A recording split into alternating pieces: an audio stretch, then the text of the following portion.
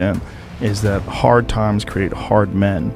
Hard men create soft times. Soft times create soft men. Soft men create hard times.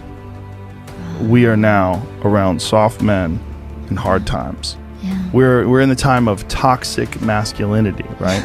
Where you could be toxically male, and then if you're suppressing masculinity, you're going to bring on hard times. It doesn't mean masculinity doesn't mean you're mean. It doesn't mean you're angry. It means strength. Yes. It means discipline. It means the ability, like you need a military. And if you don't think you need a military, you need to go and pay attention to the rest of the world, because there's militaries all over the world that are doing horrific things. If you don't have a military in this country that can combat that and at least act as a deterrent to them doing things, you're going to get taken over.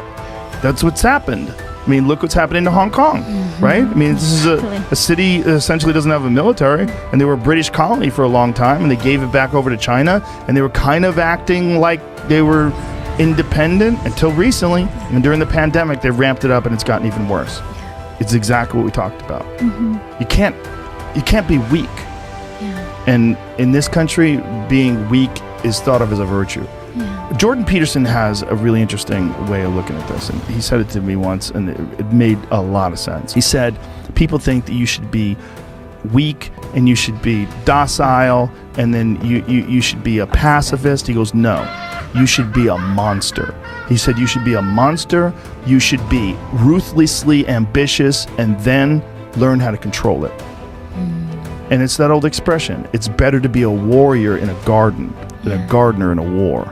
It's an old expression, but it makes sense, because it doesn't mean that you can't be kind if you're strong, but it does mean you can't be strong if you're weak. Yeah. If you're weak, you're fucked. And there's a lot of weak people in this country right now that are trying to take control, and they're gathering up all the other weak people, and they say, yeah, let's all be weak together. Yeah. And they're willing to embrace all sorts of ideas that have been disproven, not just disproven, that have caused the deaths of untold millions of people in Maoist China and Stalinist Russia, and it's crazy. And they're short-sighted, and they're short-sighted because in the short term, they want their tribe to win, and there's so many weak people that'll join along with them. There's so many just simple-minded dullards that just want to promote their tribe.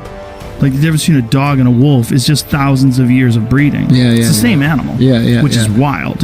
My dog Marshall, sweetest fucking animal. Everybody's his friend. But he's an ancestor of a wolf. They've turned him into this thing through thousands of years of breeding. Is that what just they're doing like they're to us? trying to do to men.